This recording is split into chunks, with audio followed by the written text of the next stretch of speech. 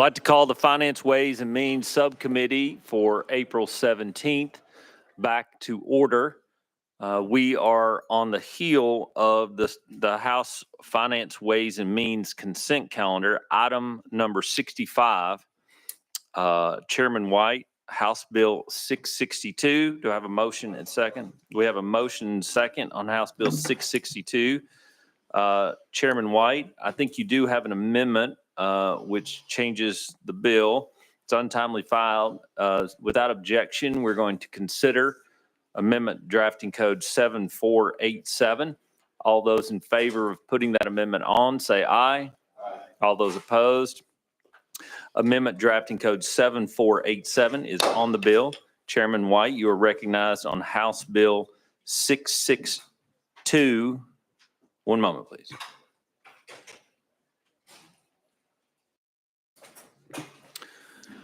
Motion on the amendment. Second. Thank you.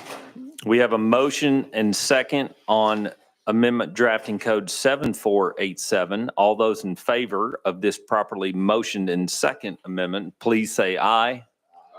All those opposed. Amendment Drafting Code 7487 is on the bill. Chairman White, you are recognized on item number 65, House Bill 662 as amended. Thank you, Chairman and committee, and thank you for the amendment 7487 that was added as we continue to try to work out some compromise language between the House and the Senate. And this is one more attempt on that. And I give the committee as much. This particular one, this is the one dealing with the issue that I have brought working on since January, dealing exclusively with the LEA in my district, the Memphis-Shelby County school system. And like I say, I will give you as much or little as you need in this committee. But what we're doing in this particular legislation now is create an oversight board to work with the locally elected board. And the oversight board will have authority for looking at the budget, the contracts, the facilities, and things of that nature. We will appoint 9 members on the oversight board that will be appointed by the governor and the 2 speakers, House and Senate. They will be highly qualified people from the district of Memphis-Shelby County that can have a great background in education, running the K-12 system to work with the board. And as I say, it's an oversight board. They would be put in place for at least 3 years with an optional 3 years, depending on what the commissioner or the Department of Education sees as we get to the end of that first 3 years. And so, like I say, they have authority. When the locally elected board comes up with their budget, it will be presented to the oversight board. The oversight board would have veto authority if they think there's any part of the bill that should be, or the budget that should be relooked at. And then they will make their recommendations to the board. What I like about this particular amendment is it works with the current board, but it has authority to say, board, we need to look at maybe a different angle.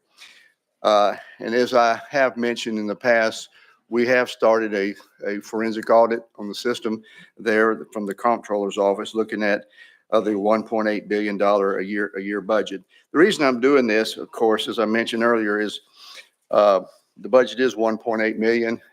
$900 million comes from the state. It's the largest system in Tennessee, and we are not showing the results that we should be. I lived in Memphis in '66, been up here now education chair for 11 years, up here for 16 years, and for decade after decade, we're not improving the way only about 1 out of 4 are coming out of high school with the skill sets that they need to perform well. And this is making our city economically distressed in many ways. It leads to youth crime. If you're not in school, if you're not performing, you're going to drop out, and many other things. Anyway, I go into a lot of more details, but this is the basic gist of the bill that's before you. Thank you, Chairman White. I do have members on the list. Vice Chairman Gillespie, you're recognized. Thank you, Mr. Chair. And Chairman White, thank you so much for this legislation. I too have lived in Memphis I've lived in Memphis my entire life as well. And while I did not go to the public school system, it has been failing for a long, long time. There's been needed oversight for a very long, long time. I'm looking forward to what the forensic audit finds out. But in the meantime, we have to take action on this issue. We've been dragging our feet way, way, way too long. And I could not support this bill anymore. So thank you very much. And I encourage all of my colleagues on this committee and those that are listening to also support this bill, because this is a bill that would desperately help Memphis, desperately help Shelby County and the future of the state as a whole. Thank you so much. Chairman White. Thank you very much. I appreciate those comments. And you understand as a person who lives in Memphis, and we've been kicking this can down the road for decades, and you keep waiting for it to get better, but I don't see it getting better unless we have intervention. It's not a state takeover, by the way. A lot of the press and people like to say state takeover. No, this is a local intervention. I've been representing Memphis for 16 years, lived there since, like I say, since '66. So this is a local intervention to see that we got to address this problem. Thank you, Chairman White. Representative Parkinson, you're recognized. Thank you, Mr. Chair. And Chairman White, before I get into my questions, does the bill do anything other than, does the amendment do anything other than the advisory board? Chairman White. Well, this is an oversight board, which we have changed. It was, I think the first one I brought to is a board of managers, which had complete authority over the board. This is more of an oversight board that will work with the board, but it will engage mainly in budget, in contracts. Let me just tell you, the local, in the bill, it says local elected board shall not approve any contract over $50,000 without the approval of the oversight board. And all these are opportunities for the local elected board to work with the oversight board, not pushing them aside, but giving them advice. And the oversight board also, we have in here, the oversight board can request. We have a lot of issues with our facilities. We got over $1 billion of deferred maintenance. I imagine it's a lot more than that on our 150, 200 school buildings. So the local board must submit to the oversight board a list of all vacant, underutilized properties. And so what we can do is look at that. If they're not being utilized, or if they're empty, let's use them for some other thing, whether it be a charter school, or it's the bill that I believe it was Chairman Williams was carrying about the daycare. Make sure these buildings are being used. I've seen too many of the buildings that are empty, and they're going in and being destroyed by vandals, to where the cost now is just prohibitive for anybody to move in, because all the electrical wiring, the HVAC, everything's tore out. And so we need to get a handle on that. And the last part of it is on there, as far as the local school board, elected school board, will be removed from authorizing or denying a charter. That application process where they can, let me back up, they can authorize a charter, but if they deny anything, it will go before the oversight board, and they have authority to reject what the local board did at that point. Thank you, Chairman White. Representative Parkinson. Thank you, Mr. Chair, and thank you, Chairman White, for your explanation. And I have several questions. So, are there any other school districts other than Shelby County that will qualify under your provisions, under your amendment? Chairman White. We on the very first page, there are 5 oversight or 5 issues, and we have drilled this down to be just really applied to our local board. I don't want to involve anybody else. I'll let the representatives, the senators from those parts of the state, if they want to take this on in their district, if it needs to be. But this is designed specifically for us. Thank you, Mr. Thank you, Representative Parkinson. Thank you, sir. Do I need to look back at you to continue, or can I just? No, you don't have to look at me. I recognize you. Thank you, sir. The items that are listed as qualifying items for school takeover, Do these qualifying events have to happen after the bill passes, or is this bill retroactive legislation? Chairman White. Yeah, these are the things that are going on now. 50% or more of the students enrolled in the LEA did not meet grade level expectations. 30% or more of the schools managed and controlled by the LEA were assigned a D or an F. 25% or more of the students enrolled in the LEA were chronically absent. And at least one school is managed and controlled by the LEA. The local board of education has been identified as a priority school. We have priority schools. And then number 5, the local legislative body for the county in which the LEA is located approves by a majority vote a resolution expressing the local legislative body has no confidence in the LEA's local school board, which our county commission did do that back in, I think it was December. Representative Parkinson. Thank you, Mr. Chair. And so in passing this legislation, we are drafting legislation based on items that happened before the legislation was actually passed. And so it would kind of be like passing a criminal law based on something that someone did in the past that we didn't like, and then saying we're going to put them in jail for the action that they did when no law existed for that action. Chairman White. Yeah. I'm sorry. Okay. And so I'm trying to understand how do we pass legislation based on an action and pull and apply this legislation to this group or to Memphis and Shelby County schools based on an action that happened before it was law. Chairman White. How else would you do it? I'm addressing deficiencies in the system that's been going on for the last 30 years.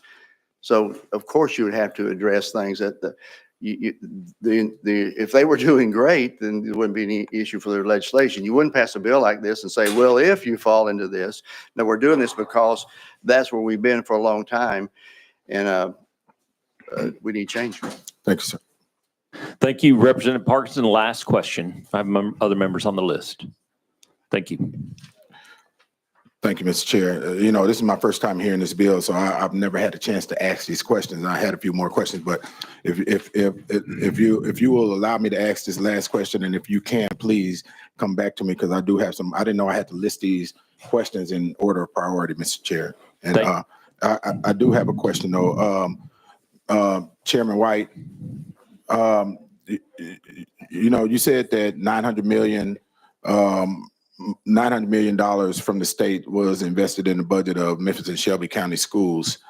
I will submit to you that a large portion of that is federal funds that's actually pass-through funds from the feds through the state to Shelby County schools, which would actually reduce the state allocation to Shelby County schools. And we've invested $2 billion in the Tennessee Achievement School District with no return on that investment, and that continued for 15 years. And lastly, this is where my question is. I received a graphic from the Department of Health that showed a side-by-side comparison of the proficiency in reading, in third grade reading, between that of Memphis and Shelby County schools in the state of Tennessee. Memphis and Shelby County schools reading proficiency was 30.5%, and which is absolutely dismal. But the state of Tennessee's reading proficiency was 36.5%, 35.6% rather. So 30.5% Memphis and Shelby County schools, which is absolutely unacceptable. But the state's reading proficiency was 35.6%, which is absolutely dismal. So we're talking about an F minus versus an F on both sides. And so we're not getting the return on investment that we're investing in our own state education system, period.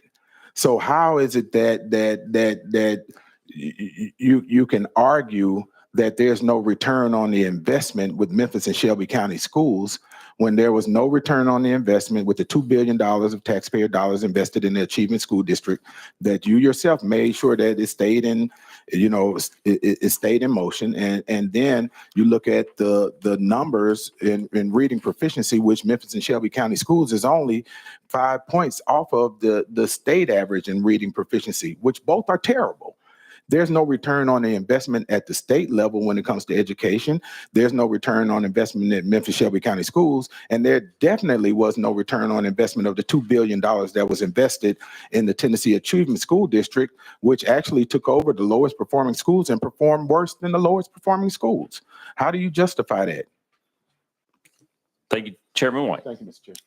Weezy, you just compared failure to failure. I'm not, right now, I'm concerned about the school district that I represent. Let me go back, and you made an incorrect statement. The budget for Memphis Shelby County Schools is right around 1.8 billion. 900 million does come from the taxpayers of the state. 500 million comes from the taxpayers of Shelby County. And then you have the federal money and whatnot. So we do, as a state, give 900 million. And the reason I think this needs to be addressed now is because for the other members, that you see in the budget when it was passed the other day, 6.9 billion is the amount of state money put into K through 12. Right. So let's round it off to 7 billion. If one system out of 147 districts gets 900 million, let's say let's round off $1 billion. You got 7 billion, you got $1 billion. One district's getting $1 billion. The 146 districts are sharing the other amount. So basically we're getting $1 in Shelby County and 146 are sharing the other $6. If we don't address this, because TISA is funded for economically disadvantaged, that's one of the weights. And as I've mentioned before in the other committees, is that, and this is a data that have been given from former superintendents, 40% of the children who go to our Memphis Shelby County schools, let's round it off, it's about 110,000. Let's round off to 100,000.